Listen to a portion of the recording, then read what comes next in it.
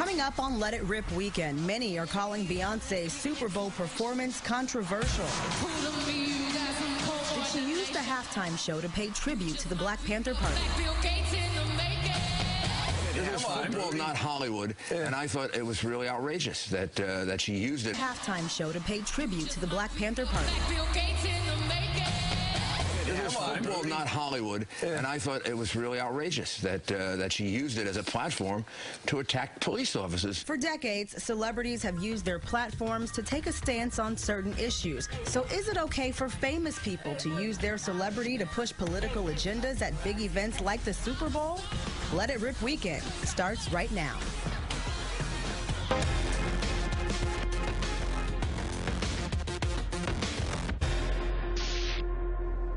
Good morning, and thanks for sticking with us. I'm Marielle Liu. And I'm Charlie Langton. All right, joining us this morning. Coming up on Let It Rip weekend, many are calling Beyonce's Super Bowl performance controversial. Did she use the halftime show to pay tribute to the Black Panther Party? It is football, not Hollywood, and I thought it was really outrageous that she used it as a platform to attack police officers. For decades, celebrities have used their platforms to take a stance on certain issues. So is it okay for famous people to use their celebrity to push political agendas at big events like the Super Bowl? Let It Rip weekend starts right now.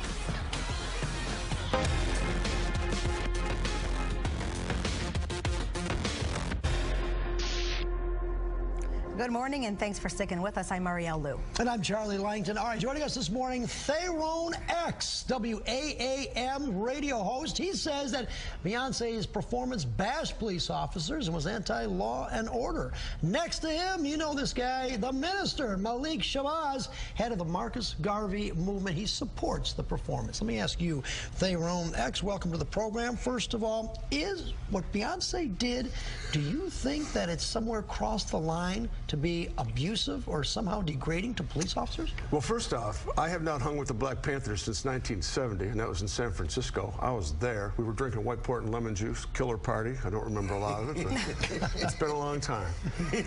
But here's what I think happened with that Super Bowl show. I think that with America's sport, to degenerate it into softcore porn, that's the overarching thing for me, was bad news. I mean, you've got a bunch of half-naked women out there running around in dominatrix outfits doing a crazy routine. By the way, Madonna pioneered that in her performance. So we could take this apart on a number of levels, Charlie. That was the first thing that hit me. I thought, it used to be marching bands, man. Now it's soft porn. Well, did you have a problem with it when Madonna did it? No, of course I did. The coolest thing about that was when she almost fell off the riser. Okay. Yeah. But this is just about performance. So what about the theme though? The afro hair that was there, what she is dressed up. Some people would say would be maybe memorializing or something with the Black Panther organization. You don't have a problem with that? No, I did have a problem with that. And by the way, afros, I dig them deep. I had a strong thing for Pam Grier back in the day when she had that. But anyway, well, that makes two of us. Look, that whole thing was a glorification of what I would consider to be an element of, and this may go too deep in the weeds, but a deep bludgeoning instrument, which is the fake use of racism to further a communist revolution in America. What's fake? What's fake about what? What fake racism are you referring to? Whenever you cling on to racism as this is something we are not past, that we have to keep wallowing in or ripping the scab off, feeling the pain, you can't get past it. What you're doing is really not enabling anybody to do anything beneficial. In a post-racial society? We are definitely in a post-racial society. Wow, news to me. What do you think? I wish.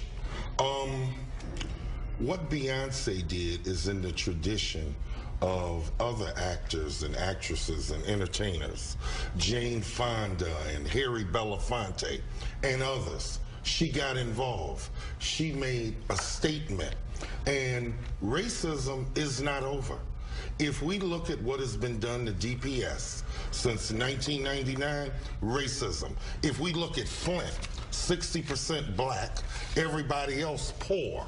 Poor whites, poor Latinos or whatnot, racism, white supremacy once again.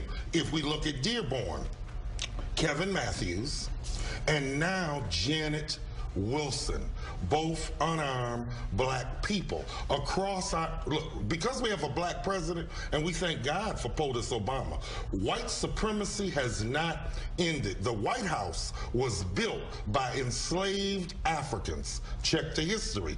They named it white, and they painted it white, and they put the Negroes out into the outhouse, and they named it the White House for a reason. But how do we get from Beyonce's video to this? Because it's all interconnected. It is all white folks, no offense in general, are upset at Beyonce. I like being white. Black power, Black Panthers. Well, we still have a need for that. Police terrorism is part of black people and Latino people and poor white people everyday experience, plus institutional racism. What do you say to that? I was just going to say a lot of those are one-offs. Life's not fair. By the way, the White House built by slaves, the pyramids were built by slaves. I debate that. Slavery's been around since the beginning of mankind. As soon as a guy says, I'm taking your stuff and you're doing this for me, it's never not been slavery. But to bring it to what's happening right now, this is a superstar, okay? What is the problem with her using her platform in a big way at the Super Bowl? Is it the message that you're upset with, or is it the fact that it was the Super Bowl and that wasn't the time or place? Sort of all of the above. That's not the place for a political message, for one. I mean, she makes her political message pretty much 24/7 with her husband Jay-Z. But to me, I saw that What political message is that? What's that? What is the message that she makes 24/7? They're buying into the fallacy that this gentleman's somewhat advancing, I would argue, and that is that it's a completely racist society. We must constantly be rebelling against it. We're never going to get past it. And mind you, she didn't say any of the things that you're saying. Only the images. If you take a look right now, we're showing some of the video. Why isn't this just art? Why isn't it art? Our nation. I think we're going way beyond this. Our nation was formed, Minister, off chattel enslavement, capitalism, and democracy. Wait a minute. Have things changed since the slavery days to today? Yes. As I have told you on your radio show 50 times. Yes. Things are better. Things have plateaued, and things are worse in the same day. Yes, and as far as the pyramids being built by slaves, if we could, he's not that old. He's not that old. I'm a Christian, but let me make this clear. The only evidence of slaves building pyramids in Egypt is in the Bible, the Quran, and the Torah. Outside of that, there is no written record of slaves building anything in Egypt. Pyramids is built by high culture and science. So those guys were getting $15 an hour or what? If you study the anthropologists, they said that the pyramid workers who lived outside where they were building the pyramids ate steak every night and drank beer. Right. You know, there's been slavery since the beginning of time. It was on this continent before anybody even came here. And if you want to go back to the root cause of slavery, it was the Muslim element stealing black people from Africa, selling them to white people, and dragging them over here. It was a collaborative effort. And then when the European, you're right about Arab Muslims. Charlie looks shocked. Enslaving us. But you know what? When white people got involved in the game, they took it to a whole nother level, and they took it global. Malik, let me say this. This is what Beyonce wanted. She has a line in the song saying, you know you're the one when you cause this much conversation. The fact that we're talking about it now, if you don't agree with what she did, are you not playing into her hands? I don't disagree with what she did, and I understand what you guys said, too. I get the art of it. I really do, and I thought it was a spectacular performance. What I didn't like is that I think it brought about a false narrative with regard, and this is, again, going deep in the weeds, to our American history, where we were glorifying the nascent stages of a revolutionary organization. The Black Panthers you're talking about? The Black Panthers came right out of Marxism. They loved, I mean, Huey Newton, those guys loved Ron Dellums, Eldridge Cleaver, Bobby Seale. They loved the Chinese Revolution. They loved the Cuban Revolution. I mean, Huey Newton, those guys loved Ron Dellums, Eldridge Cleaver, Bobby Seale. They loved the Chinese Revolution. They loved the Cuban Revolution. Because capitalism has not worked for black people and poor people in a generalized way.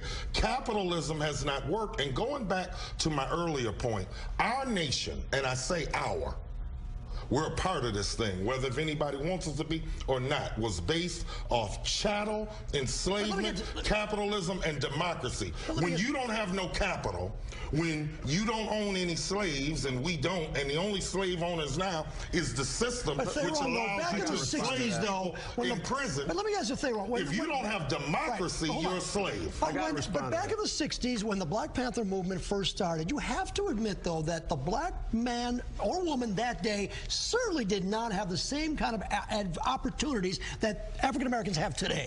First started. You have to admit, though, that the black man or woman that day certainly did not have the same kind of opportunities that African Americans have today. Oh, I saw it firsthand, Charlie. I was in New Orleans in 1968. So isn't that so? Organizations like the Black Panthers had to promote the goodness of African American people. It got twisted around. I saw it firsthand, Charlie. I was in New Orleans in 1968. So isn't that so? Organizations like the Black Panthers had to promote the goodness of African American people. It got twisted around with the communist agenda. The whole Marxist agenda does nobody any good. But I got to respond to this. Okay. Condoleezza Rice said it beautifully when she said slavery is our nation's congenital birth defect. Nobody can deny that. Slavery's not People good. do. Slavery's, well, yeah, people do. Very few people. No, yeah, no, like the people no. in Sudan, you can still buy people in Sudan. People are denying it. Look, the bottom line is white this. You got to move past it at some point. When we're there, but we can't pretend we're not there. We won't. We needed a Black Panther Party then. Right. We need it now, and I head the Black Panthers today, and I support Beyonce. All right, let's hold that right there. Let's hold that right there. This conversation is going to continue, but we want you to participate. Please share your thoughts. Use the hashtag #LetItRip, and you may very well see your comments on the air at the end of the show. Quick break. Back in a moment.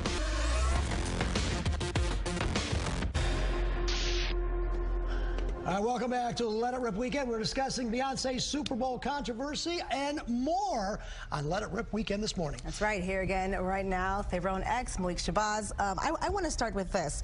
30% of black victims were unarmed that were killed by police in 2015 compared to 19% of unarmed white victims. In 2014, less than 1 in 3 black people killed by police were actually violent suspects, okay? So when you talk about perhaps we're in this post-racial society, I want to know how you look at statistics like that and you think that that is post-racial.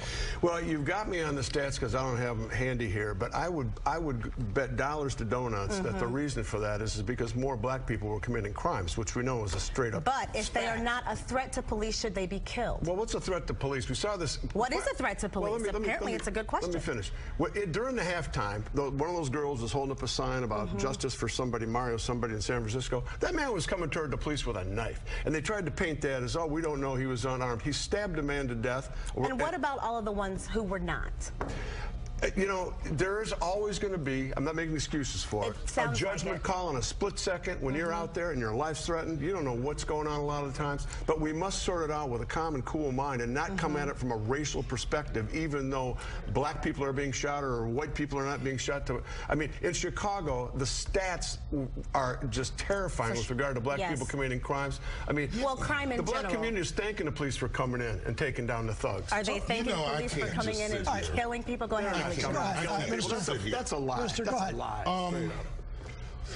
Thanking the police for coming in and taking down the thugs. Are they thanking police for coming in and killing people? Go ahead. That's a lie. That's a lie. Yes. Black people commit crimes and everyone commit crimes.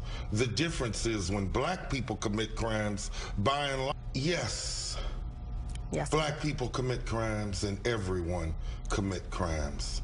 The difference is when black people commit crimes, by and large, we're going to prison. When white folks commit, when white folks commit crimes, I listen to you. When white folks commit crimes on black people, nothing happens. That's why you have to emphasize Black Lives Matter, because common sense says every life matters. Human life, animal life, plant life matters. So the Everybody is safe. So the courts don't have any say whatsoever. Justice is not blind. The courts do not give justice to black people. Now, as far as police, I'm as pro-law enforcement as you're going to find an African. Don't we have a black prosecutor? As you're going to find an African-centered person. I'm as pro-police, and I work with them almost daily. And in Detroit, we got some of the best police here. But let us not kid ourselves that the foundation of the police started from slave catchers, and in too many instances, Kevin Matthews, Dearborn, Janet Wilson, a woman, a 31-year-old woman who from the pictures was pinned in. She was pinned in, yet you shot into her car and you killed this unarmed black woman. It is wrong, and we have not solved the problems of race. You want to talk about crimes? I want to talk about taking away black folks' rights to vote. In Benton Harbor, in Saginaw, in Flint. Is it a coincidence that more African Americans are in prison today than white people? No, more black Americans have committed crimes and been sentenced, and right now they're white folks don't get prosecuted. You think that's true? Like Governor Snyder. With African Americans being only 13% of the U.S. population, you honestly believe it's only African Americans that commit crime? No, not only. Don't put words in my mouth. Well, let's be very being only 13% of the U.S. population. You honestly believe it's only African Americans that commit crime? No, not only. Don't put words in my mouth. Well, let's be very clear. You might be good looking, but don't put words in my mouth. Well, then let's be very clear. You haven't even bought me dinner and drinks yet. I don't intend to. No, anyway, the bottom line is this. Statistically, it is borne out that the black community is committing more crimes and getting away. Why? Go to John Lott. Why? Why? Why? Because of why? Let me finish. Because of poor parenting. Because of the BS in the 60s that destroyed the black family. You just said you supported the Black Panther. Hang on a second. It is because black children for the longest time and still are taught, don't act white, don't act white. I mean, don't learn to speak. Why should we act white? You don't act white. We got your names. You should act We got your religion. We got your folkways, your mores, your norms. We do not have an African identity, African cultural system. We are an African people. Who gives a damn about African culture? We came here as African. We came here as African people, and you have not proven anything that has changed to make me think we're not African. This is an American culture. Get over it, man. All right, let's hold this for one moment. You like the African culture? Get over it. Spend a year in Zimbabwe. Get over it. Your Washington Monument was stolen out of ancient Egypt. Malik, you want to talk about hold on. Africa? All right, let's bring in the chief. Let's do Chief Craig. Stole everything? All right, hold on. Take a break, you guys. Take a break. Take a break. Chief Craig was on the show yesterday. We asked him a little bit about Beyonce because there's still an internal investigation about a police officer in the Detroit police officers that put a Facebook page criticizing Beyonce's performance. Let's see what the chief has to say. How about the investigation about a police officer in the Detroit police officers that put a Facebook page criticizing Beyonce's performance? Let's see what the chief has to say.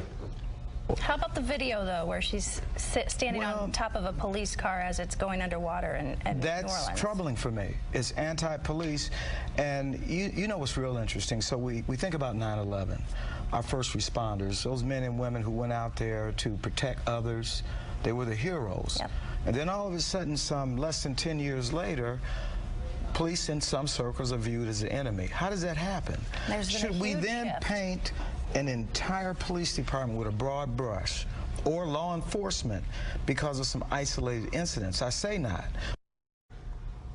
Okay, so that was Chief Craig there. Okay, so here's my question, and it's to you both.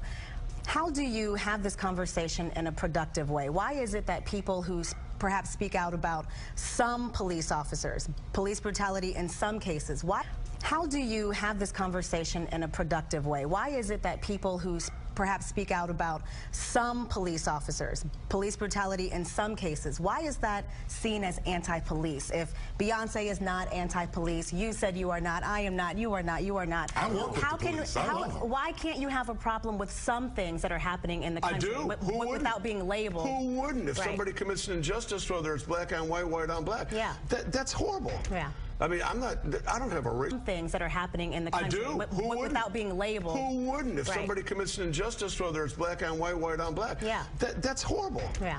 I mean, I don't have a racist bone in my body. Sure. If somebody shoots a black person straight out of animosity, I'm saying in terms of this they should go to jail for the rest of, I'm for the death sentence, by the way, but they should go to jail for the rest of their life here. Racist bone in my body. Sure. If somebody shoots a black person straight out of animosity, I'm saying in terms of this they should go to jail for the rest of, I'm for the death sentence, by the way, but they should go to jail for the rest of their life here. Malik, do you think that's where the national conversation has gone to, oh, she's anti-police, if you support this, it's anti-police? She's not only in reference to Beyonce, but I'm sorry to say, in a generalized way, almost anybody, black, Latino, or progressive white, who comes up and stands up against police terror, to say, in a generalized way, almost anybody, black, Latino, or progressive white, who comes up and stands up against police terrorism gets labeled anti-police. Why? Because you're not supposed to say anything. You're supposed to be quiet. It's supposed to be okay. It's not okay. Janet Wilson, we're working on that case. And December 4th, February 27th, 4 p.m., we're going to be in front of Dearborn Police Headquarters about both Janet Wilson and Kevin Matthews. Their lives mattered. Their families are grieving, and this didn't have to happen. All right. But it's not new. All right. Well, about a minute over here. I want to just wrap up a little bit here. Where do we go over racism today? Do we really have racism today? You say no? First, we stop saying police terrorism. That is such a lie. When we saw Baltimore implode over an incident that could have been sorted out in a law enforcement way in the courts, which it's doing now, but it's been totally hypersensitized. We saw young black youths throwing rocks at police officers, and they were ordered to not only stand down, but they were backing up. Now, you talk about terrorism. That's the community. But why were they doing that? They were protesting the conditions they were under. Because young black people have been taught the police are because of oppression, recession, and depression. All right. Minister Malik Shabazz, you've got about 20 seconds. Wrap up. Where are we going? Racism today still around? It's still around. White supremacy is the order of the day. And black people, white people, Latino people of good conscience, we need to come together. One of the things we're working on, Wayne State University, a racist institution. And I got the facts. They're not treating black people, Latinos, and poor people right. Start studying and get an A in calculus, and you'll get ahead, man. Okay, we're going to keep this conversation right here, but we want you guys to stay here. The origin of Coming life. up, we are going to share your thoughts live on the air. You come from We'll be right back.